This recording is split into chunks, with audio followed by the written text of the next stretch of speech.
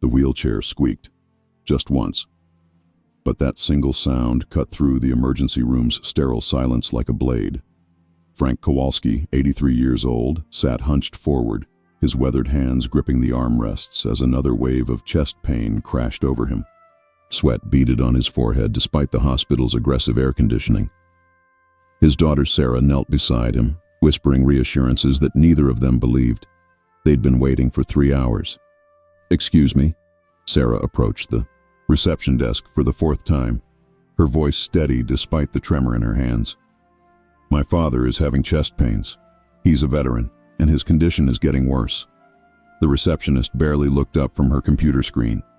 Her fingers continued their mechanical dance across the keyboard, each keystroke a small act of dismissal. "Ma'am, I've told you already, we're backed up. Someone will call you when we're ready." "But it's been 3 hours and he's—" "Ma'am." The word dropped like a stone. "There are people ahead of you. Please take a seat." Sarah's jaw tightened. Behind her, Frank tried to stand, his legs wobbling beneath him. The effort sent another spike of pain through his chest, and he gasped, doubling over. A woman nearby glanced over, then quickly looked away. A security guard scrolled through his phone. The television droned on about celebrity gossip, while an elderly veteran fought for breath 10 feet away. Nobody moved. Frank had stormed the beaches of Normandy at 19. He'd carried wounded soldiers through Korean winters that froze rifle, bolts solid. He'd buried friends in rice paddies half a world away from home. But sitting in that emergency room, invisible and forgotten, he felt more helpless than he had in any foxhole. The automatic doors whooshed open. A figure in a crisp, military uniform stepped through, 4 stars gleaming on his shoulders like points of concentrated authority. General Marcus Thompson moved with the measured pace of a man accustomed to command, his gray eyes taking in every detail of the scene before him. The receptionist's typing stopped mid-keystroke, but they had no idea who was watching from the parking lot. And what happened next would change everything about how this hospital treated America's heroes. If you believe our veterans deserve better than waiting room neglect, hit that like button, drop a comment saying honor our heroes, and subscribe because some stories demand to be heard. General Thompson's gaze swept the emergency room with the precision of a military reconnaissance. 37 years of service had taught him to read situations quickly, and what he saw made his blood pressure spike. Crowded waiting area, overworked staff, and in the corner, an elderly man in obvious distress being systematically ignored. The general had stopped by this civilian hospital to visit a colleague's wife, but his evening had just taken an unexpected turn. He recognized the look in Frank's eyes immediately. It was the same 1,000-yard stare he'd seen in too many veterans, but this time it wasn't from combat trauma. It was from being treated like he didn't matter. Thompson approached Frank's wheelchair, directly, bypassing the reception desk entirely. His presence seemed to shift the very atmosphere of the room. Conversations quieted. Phones were lowered. Even the television seemed to hum more softly. "Son," the general said, his voice carrying the warmth of shared service. "I'm General Thompson. What's your name?" Frank looked up, his eyes struggling to focus through the pain. Frank Kowalski, sir. Sergeant, 1st Infantry Division, the big red one." Thompson nodded with genuine respect. "What theater?" "Normandy, sir." "Omaha. Beach." Frank's voice grew stronger, muscle memory of military bearing overriding his physical distress. The general's expression hardened. Not at Frank, but at the situation. A D-Day veteran was sitting in agony while hospital staff prioritized paperwork over human dignity. Thompson had seen bureaucratic incompetence before, but this crossed every line he held sacred. "How long have you been waiting, Sergeant?" 3 hours, sir, maybe more." Frank's daughter Sarah stepped forward, her frustration finally finding an outlet. "They keep saying someone will see him, but nobody seems to care that he's having chest pains." Thompson's jaw set like concrete. He turned toward the reception desk, where the same woman who'd dismissed Sarah 4 times was now staring with wide eyes at the 4 stars on his uniform. The general's footsteps echoed in the sudden silence as he crossed the waiting room. What happened next would shake that hospital to its foundation. I need to speak with your supervisor. Now. Thompson's voice carried the quiet authority of a man who'd commanded divisions in combat. It wasn't loud, but it filled every corner of the room. The receptionist's mouth opened and closed soundlessly. Her fingers fumbled for the phone, nearly dropping it twice before managing to dial an extension. Dr. Martinez? There's a general here. He wants to speak with someone in charge. Within 90 seconds, Dr. Elena Martinez hurried through the double doors separating the treatment area from the waiting room. She was young, probably early 30s, with the harried look of someone working a double shift. Her scrubs showed coffee stains and the general wear of a busy emergency department. General, I'm Dr. Martinez. How can I help you? Thompson gestured toward Frank without breaking eye contact with the doctor. That man is Sergeant Frank Kowalski, D-Day veteran, suffering from chest pains. He's been waiting over 3 hours for medical attention. Can you explain to me why a man who bled for this country is being ignored in favor of paperwork? Dr. Martinez glanced toward Frank, then back at the general. Her expression shifted as the full weight of the situation settled on her shoulders. Sir, we have protocols, triage procedures that determine... Doctor. Thompson's voice cut through her explanation like a scalpel. I want you to look at that man again. Really look at him. Then tell me what your protocols say about leaving. A veteran in cardiac distress sitting in a wheelchair for 3 hours. The emergency room had gone completely silent. Every conversation had stopped. Every phone was lowered. Even the staff behind the reception desk had abandoned their tasks to watch this confrontation unfold. Frank's daughter squeezed his shoulder, hardly daring to breathe. Dr. Martinez looked at Frank again, this time seeing past the bureaucratic haze that had clouded her judgment. She saw the sweat, the labored breathing, the obvious signs of cardiac distress that should have been addressed hours ago. Her face flushed as the reality of the situation hit her. You're absolutely right, General. This is unacceptable. She moved quickly toward Frank, her medical training finally overriding the administrative chaos that had paralyzed the department. Sir, I'm Dr. Martinez. Let's get you back to a treatment room immediately. But Thompson wasn't finished, not by a long shot. Doctor, before you move this veteran, I want to know who made the decision to let him wait 3 hours. I want names, and I want explanations. The general's next words would end careers. Dr. Martinez hesitated, glancing back at the reception desk where 3 staff members suddenly found their computer screens fascinating. The head nurse, a woman in her 50s with 20 years of emergency room experience, stepped forward. General, I'm Susan Walsh, head nurse. The decision to have Mr. Kowalski wait was based on our triage assessment. His vital signs were stable when he arrived, and we had multiple trauma cases that required immediate attention. Thompson's expression remained granite steady. Nurse Walsh, in your 20 years of experience, have you ever seen a D-Day veteran? No, sir, I haven't. Then let me educate you. The general's voice carried the weight of history. This man was 19 years old when he waded through German machine gun fire to secure a beachhead that changed the course of human freedom. He has earned the right to be treated with dignity and immediate attention when he's in medical distress. Walsh's composure cracked.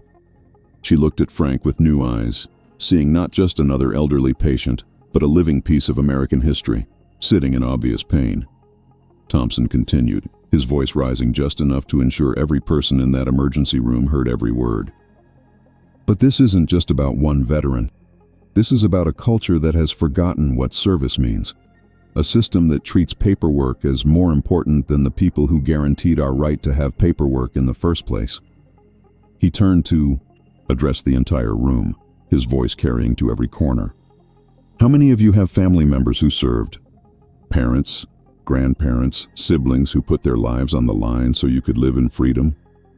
Hands slowly rose throughout the waiting room. A middle-aged man visiting his sick mother, a young woman with her toddler, even some of the hospital staff. The general nodded at each raised hand. Then you understand that when we fail to honor our veterans, we fail to honor the sacrifices that built this nation. When we let bureaucracy override basic human decency, we betray the very values these men and women fought to protect. Thompson's attention returned to Dr. Martinez. Doctor, I want Sergeant Kowalski moved to your best available room immediately. I want your most experienced cardiologist consulted. And I want a full review of how this hospital treats veterans. Of course, General. Right away. Martinez signaled to two orderlies who had been watching from the treatment area doorway. Get me a gurney and prep room 3. But the general held up a hand. One more thing, Doctor. I want to know who at that reception desk made the decision to keep this veteran waiting. Not who followed orders, who made the call. The silence in the emergency room became oppressive. The receptionist, who had dismissed Sarah 4 times, looked like she wanted to disappear into her chair. Her supervisor, a thin man in his 40s, wearing a hospital administrator badge, stepped forward reluctantly.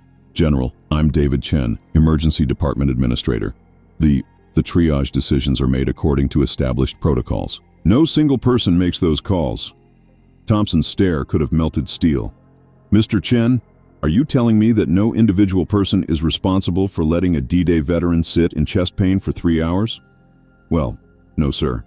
I mean, the protocols are designed to... Mr. Chen.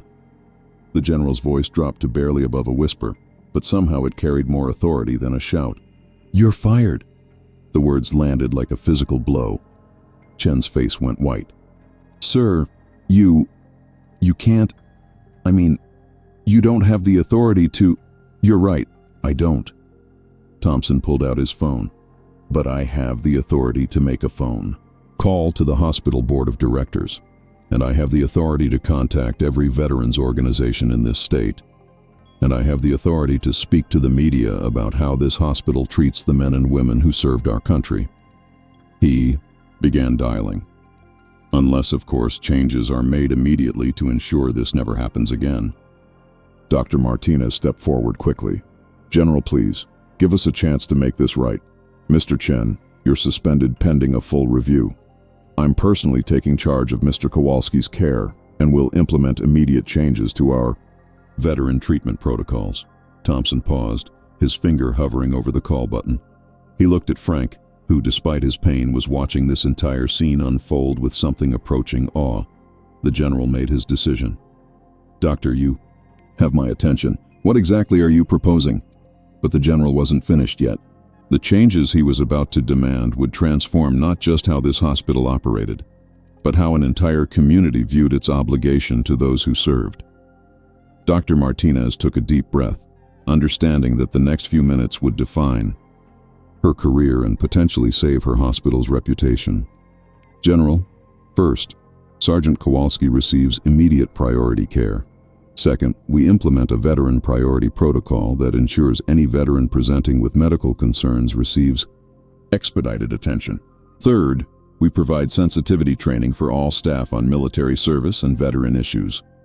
Thompson nodded slowly. That's a start, Doctor. But I want specifics. I want timelines. And I want accountability measures that ensure this isn't just empty promises designed to make me go away. The orderlies had arrived with a gurney, and Frank was being carefully transferred from his wheelchair. As they prepared to move him to the treatment area, he caught the general's eye. Thank you, sir, Frank whispered, his voice thick with emotion and gratitude. Thompson moved closer to the gurney. Sergeant, you don't thank me.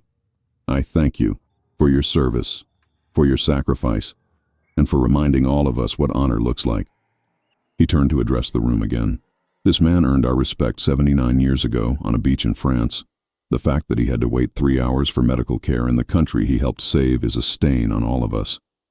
As Frank was wheeled toward the treatment area, Thompson continued his conversation with Dr. Martinez, but his voice remained loud enough for everyone to hear. The lesson was for the entire room, not just the medical staff. Doctor, I want a veteran liaison position created. Someone whose specific job is to ensure veterans receive appropriate care and respect.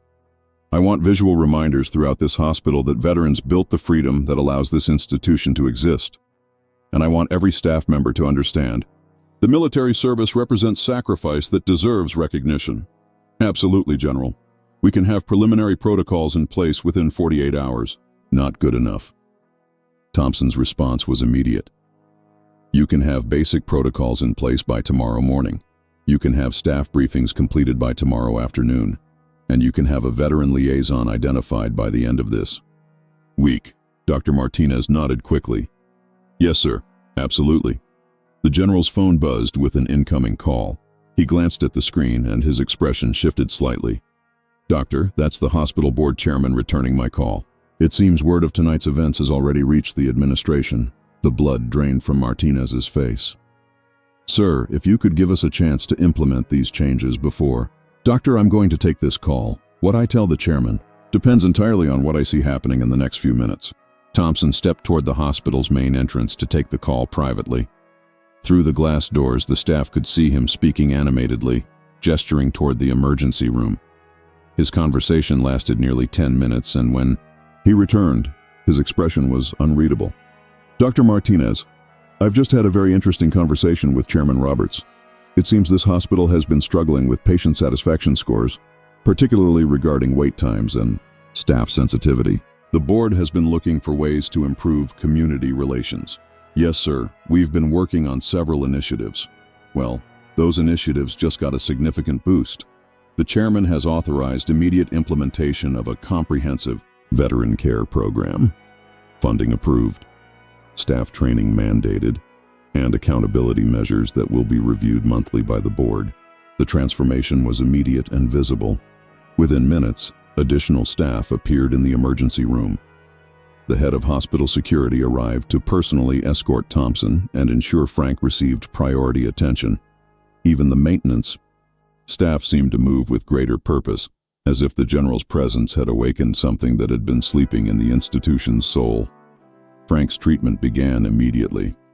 EKG, blood work, chest x-rays. Dr. Martinez personally oversaw every aspect of his care, consulting with the hospital's senior cardiologist within 30 minutes. The same veteran who had been ignored for 3 hours was now receiving the attention of the hospital's best medical professionals. But the impact extended far beyond Frank's individual treatment. Word of the evening's events spread through the hospital with the speed of digital communication. Staff members who hadn't been present during the confrontation learned about it through hurried conversations in break rooms and hospital corridors. The story grew with each telling, but the core message remained consistent. Veterans deserve respect, and that respect starts with how they're treated in their most vulnerable moments. Thompson spent the next 2 hours at the hospital, not just monitoring Frank's care, but observing how the staff responded to the new protocols. He watched as nurses began checking on elderly patients more frequently. He saw administrators reviewing patient files with greater attention to military service records. He witnessed conversations between staff members about family members who had served, discussions that seemed to humanize the concept of military service in ways that policy manuals never could. The general's presence had catalyzed something deeper than policy change. It had reminded an entire institution of its moral obligations to those who served. Frank's condition stabilized quickly once proper treatment began.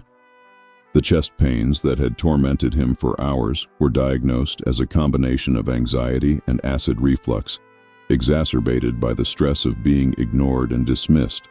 His heart was strong, strengthened by decades of physical labor and maintained by the discipline instilled during his military service. But the real healing that night went far beyond Frank's individual medical needs. As the hours passed, Thompson witnessed a transformation that extended throughout the hospital. The change wasn't just in policies or procedures, but in attitudes and awareness. Staff members began sharing stories of relatives who had served. Conversations emerged about the challenges veterans face when transitioning from military to civilian healthcare. The sterile institutional environment began to feel more human, more connected to the community it served. By midnight, Frank was resting comfortably in a private room, his daughter Sarah finally able to relax after hours of worry and frustration. His vital signs were stable, his condition no longer concerning, and his dignity had been restored through the simple act of being treated with the respect he had earned decades earlier on a battlefield half a world away. General Thompson made one final round through the emergency room before leaving. The night shift staff, who had heard about the evening's events through the hospital's communication network, greeted him with a deference that went beyond his military rank. They understood that something significant had happened, something that would change how they approached their work. Dr. Martinez met him at the main entrance. "General, I want to thank you for what you did tonight, not just for Sergeant Kowalski, but for all of us. You reminded us why we became healthcare professionals in the first place." Thompson nodded thoughtfully. "Doctor, I didn't do anything extraordinary tonight. I simply refused to accept that a man who served his country should be treated as invisible. The extraordinary thing would be if this lesson spreads beyond these walls." "It will, sir. I promise you it will." The general stepped into the cool night air, but his work was far from finished. The hospital had been transformed, but the broader community needed to understand what had happened and why it mattered. The story of Frank Kowalski's treatment needed to become a catalyst for examining how society treats its veterans, not just in hospitals, but in every institution they encounter. Over the following days, word of the incident spread through veteran communities, social media, and local news outlets. The hospital's response became a model for other medical institutions seeking to improve their treatment of military veterans. Dr. Martinez, true to her word, implemented comprehensive changes that went far beyond the minimum requirements Thompson had demanded. Frank Kowalski recovered fully from his medical scare, but more importantly, he recovered something he thought he had lost: the sense that his service mattered, that his sacrifice was remembered, and that his dignity would be protected by fellow Americans who understood the debt they owed to those who served. The veteran liaison position was filled by Maria Santos, a former Army medic who understood both the medical needs and the cultural challenges veterans face when seeking civilian health care. Her first initiative was creating a wall of honor in the hospital's main lobby, featuring photographs and brief biographies of local veterans. Frank's picture was among the first displayed, showing him in his World War II uniform alongside a current photo from his hospital stay. But the true measure of change wasn't found in policies or procedures. It was found in the countless small interactions that followed: nurses taking extra time to listen to elderly patients, administrators reviewing cases with greater attention to individual circumstances, and staff members approaching their work with renewed understanding of the diverse backgrounds and experiences of the people they served. The emergency room that had once treated Frank Kowalski as invisible became a place where every veteran received not just medical care, but recognition of their service and sacrifice. The transformation wasn't perfect, and it wasn't complete, but it was real, and it was lasting. General Thompson's intervention had accomplished something that policy manuals and sensitivity training often fail to achieve. It had created an emotional connection between healthcare providers and the community they served. It had reminded everyone present that behind every patient is a human story, and some of those stories include chapters of extraordinary service and sacrifice that deserve extraordinary respect. 3 months after that night in the emergency room, Frank Kowalski returned to the same hospital for a routine checkup. The difference was immediate and obvious. He was greeted by name at the reception desk, escorted directly to a consultation room, and treated with the dignity and respect that should have been his from the beginning. But Frank wasn't the only veteran whose experience improved. The hospital's veteran care protocols became a regional model, copied by medical institutions across the state. The story of one night's confrontation had grown into a movement that touched thousands of veterans and their families.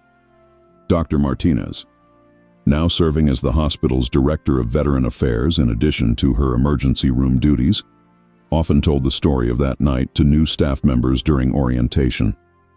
Not as a cautionary tale, but as an inspiration. A reminder that healthcare is about more than treating symptoms. It's about treating people with the dignity and respect they deserve, especially those who have earned that respect through service to others. The reception desk, where Frank had been dismissed 4 times now, displayed a small placard: "We honor those who served." It wasn't just decoration. It was a daily reminder to every staff member that their patients included people who had sacrificed for their freedom, and that recognition of that sacrifice should be woven into every interaction. General Thompson never sought publicity for his role in the hospital's transformation. Military leadership, he often said, wasn't about taking credit. but about taking responsibility. His responsibility that night had been to ensure that a fellow veteran received the care and respect he deserved. The broader changes that followed were simply the natural consequence of doing what was right. But the story spread anyway, carried by Frank's family, hospital staff, and members of the community who understood that they had witnessed something significant. It became a reminder that individual actions, taken at the right moment with moral clarity and courage, can create ripple effects that extend far beyond their immediate circumstances. Frank Kowalski passed away peacefully 18 months later, surrounded by family and friends, in the same hospital where he had once been ignored. But he died, knowing that his experience had become the catalyst for changes that would benefit countless other veterans. His final contribution to his country wasn't made on a battlefield, but in a hospital waiting room where his dignity was restored by a general who understood that some battles are worth fighting regardless of the circumstances. The Wall of Honor in the hospital lobby now includes a memorial section, and Frank's photograph holds a place of distinction. Beneath his military portrait and his hospital photo is a simple inscription. Sergeant Frank Kowalski, D-Day veteran, reminded us that service deserves recognition and dignity never retires. That inscription serves as both a memorial and a mission statement. It reminds everyone who enters that hospital that they are in a place where veterans are not just patients, but honored guests whose presence should be met with gratitude and respect. It acknowledges that the freedoms we often take for granted were earned through the service and sacrifice of people like Frank, and that recognition of that service should be woven into the fabric of how we treat each other. The story of one night in an emergency room had become the story of a community rediscovering its values and obligations. It demonstrated that change doesn't always require legislation or policy mandates. Sometimes it requires nothing more than one person with the courage to stand up and say, "This is not acceptable," and the moral clarity to demand that we do better. General Thompson continued his military service for several more years before retiring, but he often said that his intervention at that hospital was among the most important actions of his career. Not because it required military strategy or tactical expertise, but because it required the simple recognition that every veteran carries within them a piece of American history that deserves honor and respect. The hospital's transformation became a case study in healthcare administration programs, demonstrating how institutional culture can be changed through leadership, accountability, and a clear understanding of mission and values. But for the people who lived through that night, it remained something simpler and more profound. Proof that standing up for what's right can create change that echoes far beyond the moment of action. Frank's daughter Sarah still visits the hospital occasionally, not as a patient or family member, but as a volunteer with the Veteran Liaison Program. She helps other families navigate the healthcare system and ensures that the lessons learned from her father's experience continue to benefit new generations of veterans and their families. Her work represents the full circle of that night's events. From dismissal and frustration to advocacy and empowerment, the waiting room where she once pleaded for attention for her father became the place where she now helps other families avoid similar experiences. The institutional indifference that nearly cost Frank proper medical care was replaced by a culture of service that honors the service of others. Every veteran who enters that hospital now does so, knowing that their military service is recognized and respected.